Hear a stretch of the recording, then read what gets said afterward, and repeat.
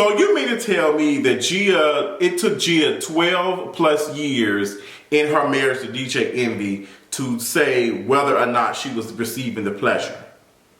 Girl, what is going on? Y'all already know what time it is. I got the black V-neck on.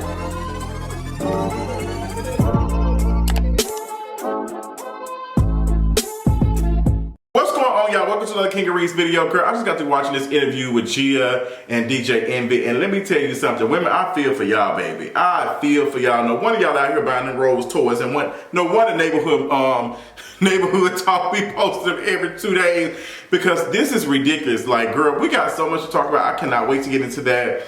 We got to talk about this interview with DJ Envy and Gia. Girl, this is a lot going on. We got to talk about Doja Cat slaying this Coachella. The girls is calling it Dojecella. Homegirl is a performer. She is out rapping the girls. She's out rapping the boys. She's out performing the boys. She's doing the things. Doja Cat has the it factor, and I'm glad that we're all seeing it and witnessing it, because Homegirl is extremely talented, and I knew since the Move video that Homegirl was going to deliver it. Like, she was bringing it. She's bringing it. So we got to talk about that. Also, I'm going to finally, yes, green guy. I'm going to finally talk about The Real being canceled after so many seasons. What's going on with that? What are my thoughts on how I feel about that? Also, what else was going on basketball wise is coming back in May. Sometime in May, I think it's May the 18th or May the 16th or something, girl. They got the girls coming back. I don't know. Nick Cannon got a new child on the way. Girl. Y'all, girl, Ashley Darby from Real Housewives of Potomac then filed from divorce from the crepe keeper himself, Michael Darby, the toucher of just just the king of creeps. We got to talk about all of this, but before we get into any of that, let's go ahead and get to this mental health check-in. So my mental health is, girl, she's clicking down. I'm just going to be completely honest. I'm feeling good, feeling down, feeling up, feeling down. I don't know, girl. She's trying to find my way back, period. Find my way back. Ain't that one of the songs from The Gift or something? But I'm trying to find my way back. I also did a 45-minute video discussing like a lot of things about YouTube, about like being a creator, all that. Like, I got into some real deep stuff. I hope y'all see it. If you haven't watched it, girl, it's some real good stuff. I'm gonna be doing a series talking about my experience being online. I think it's been going on, like, I've been online for 10 plus years now. Well, 10 years. I like to say 10 years because I like to say I started in 2012, but really my first video dropped in 2011.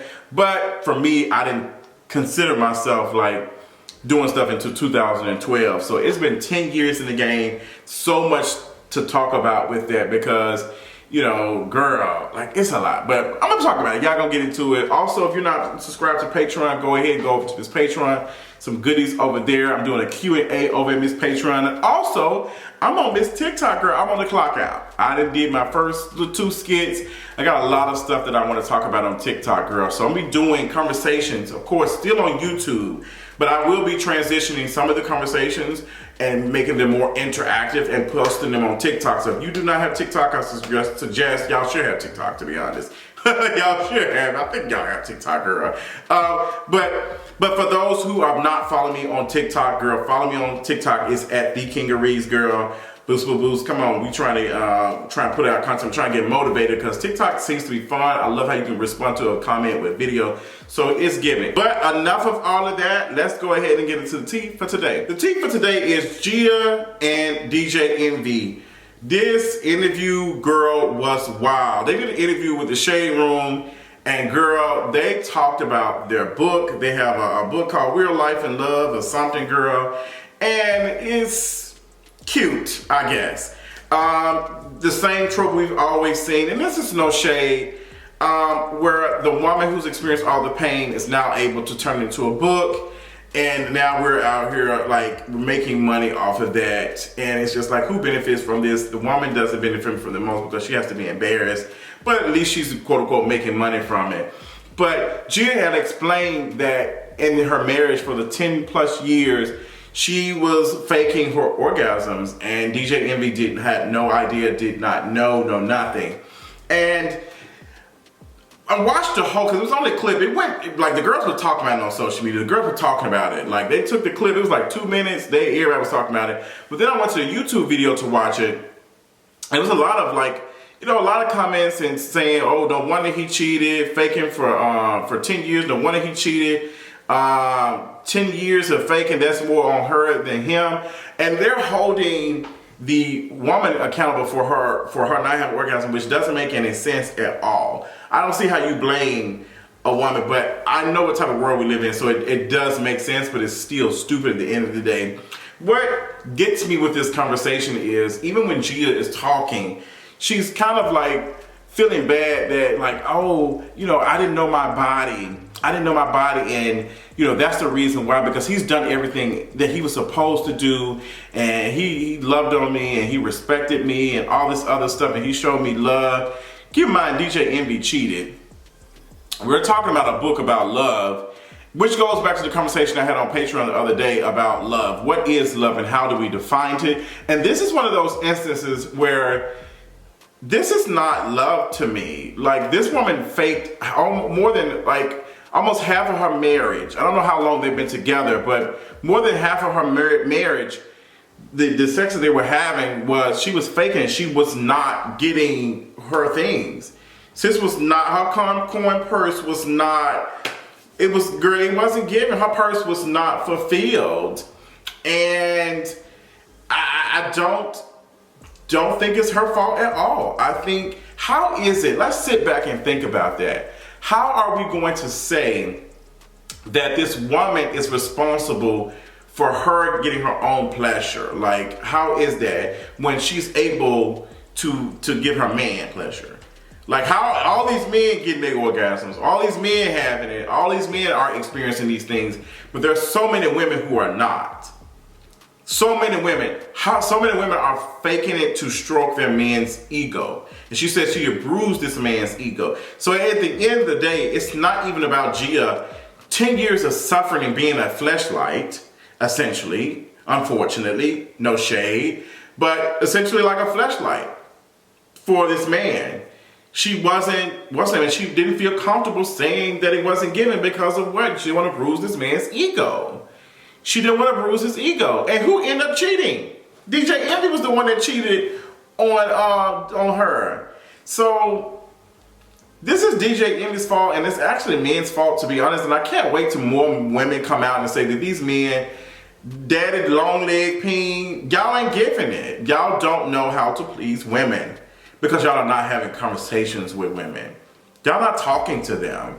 You're not asking them what turns you on, how do you like it? And honestly, to be honest, if I was to speak right now, girl, y'all are not listening to women, and women try to tell y'all, you turn around and say, well, I know what I'm doing. You need to listen to women. You need to listen and ask. Be honest with me. Tell me what's going on. How do you like it?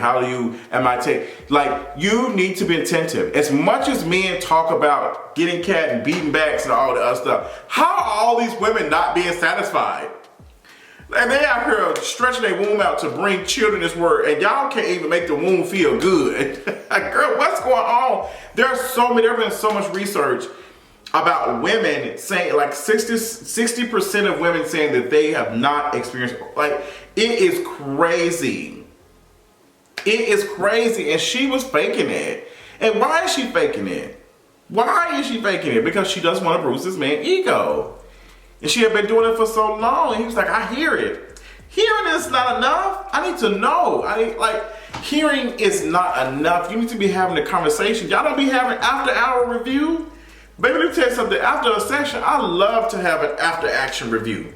Baby, this after-action review actually came from the Army, but we ain't gonna talk about that. But an after-action review where we talk about how we got it. Like, what's it giving? Did you like that? Is y'all not giving the after-action review? Are y'all not listening to these women, girl? And like, are y'all not creating a space for these women to be honest and accurate in these after-action reviews? Like, are y'all not? Because I feel like there's something going on. It's not as much as men talking about beating backs and beating walls. I mean, all of the music, especially the rap music, is nothing but that. But y'all can't please. What's going on, girl? What's going on down there, honey? So this interview was she was embarrassing. To be honest, it was embarrassing. It was not embarrassing for them. It's just embarrassing for like how how men have been talking all this stuff and they just like, y'all not out here doing the things. Like, girl, the one thing that y'all praise yourself on, y'all not even doing it right. That's so unfortunate. But moving on, let's talk about let's talk about The Real being canceled. Baby, The Real is canceled. I think this will be like the last season, season 8. They will not be returning. I was trying to do some research and find the ratings for the Real. I could not. If someone can link me to it, I would definitely appreciate it. But I've not seen the ratings. Like, I don't know. A lot of people were trying to say that it was Tamar. But I honestly got into it with a person on Instagram about that. Because the ratings for The Real didn't dip that much significant after Tamar left The Real or she was fired. And I don't like when people do that. They did the same thing with Nene when she was like gone off of Housewives of Atlanta. They said the ratings had really dipped. No, the ratings were already going down anyway, girl. And then Nene didn't bring the ratings up when she came back the next season when she wasn't like the next season that she came on. Like she was off one season and she came back. The ratings did not jump up that much to make a significant, like, okay, this person is a ratings giver, which is why Bravo kind of didn't, they wasn't trying to work to have her back. Tamar, they literally said that it was losing sponsorships and all the other stuff because of Tamar's personality on the show. I did love how The Real, I started to take them serious. They were having serious conversations, but I don't think they had the politics to move it forward. I just think it was very, like, it just wasn't, they were not pushing the culture. Like, it was very surface stuff on The Real. Like, I never, like, saw those videos, those clips from The Real that was like, oh my God, girl, I never thought about it like that. Or, woo, they was really talking. It was always reaction videos or memes of faces and stuff. I never got that from, I can't name one conversation that I saw from The Real that's on the social media that's like, oh my God, it makes me want to watch it. Because I feel like it's like a couple of hour long podcast or something. And when they have guests and stuff, the only thing they've ever done that's been significant is the interview of Jennifer Hugh, who is the victim of Nicki Minaj's husband rape situation. That's the only thing that's significant. I feel like that was very powerful. There's some barbs who will probably argue and say that that's that Onika voodoo and all that other stuff, and I would ask them, if that's the case, then Nicki must not be that much of a voodoo-ish or whatever, because she can't keep these songs to stay on the chart to save her life. So I'm not, like, if we're gonna use the powers that be to do things, not just to harm folks or to hurt folks who did us wrong, but we need to be doing it to make ourselves better. So I'm not understanding. So yeah, I hate that for The Real. I hate that for them. Because there's a lot of people gonna lose their jobs and stuff, and like that's what I'm thinking about. But the content just wasn't giving. The content just wasn't giving. It just wasn't giving. I'm not sure if they could have changed the format or done anything different to make it just eat. But girl, what y'all tell me? For those who did watch The Real, did you ever see anything, or did you ever watch an episode like it was really good for those who did watch? Like, I can't name any time where the content was just like, oh my gosh, I have to watch it. So y'all tell me how y'all feel about that. Moving on, I do want to talk about this Ed Buck situation. Ed Buck, I don't know for those who do know, Ed Buck was this wealthy, I wouldn't call him wealthy, but he had some coin. He was a political donor. He donated to a lot of Democratic folks who were running for office and stuff. I think he even donated money to Hillary Clinton during her presidential campaign. And he had 2 black male gay sex workers in his apartment or home that passed away from overdose on drugs. Both of them passed away. And through a lot of like on the ground work in LA, black folks, black queer people joined together, were able to hold this man accountable and really like do what they need to do. Like, I am so glad that, people were able to bring some attention to that. People who I follow, Jace, I remember seeing Jace out there protesting. I remember seeing Pierre from the Freaky Boys out there protesting and stuff. And I remember seeing like a lot of like black queer folks who I follow who live in LA. They were really bringing attention and awareness to this Ed Buck situation. So now Homegirl is going to jail. Like, baby, you're going to jail. Homegirl is going to jail. She will be there for a long time. She probably passed away in there. But for two sex workers to die, to pass away in your home from the same thing, something is not right.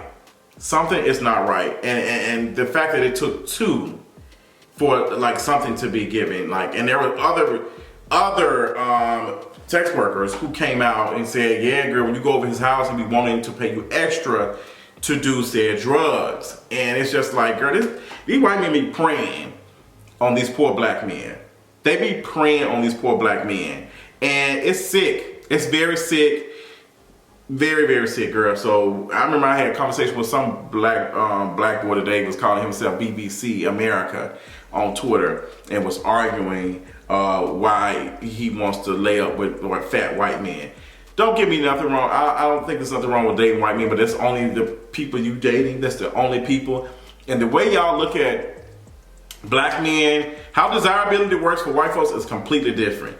Y'all would talk to the most funny looking white man, and the black boys that y'all talk to have to have way higher standards. I have seen it. I was like, you would not talk to a black guy if they look like that. You wouldn't. Like, but whiteness is so powerful that, you know, colonize my whole, not my mind, period. Well, I mean, both of it is colonized. So, yeah.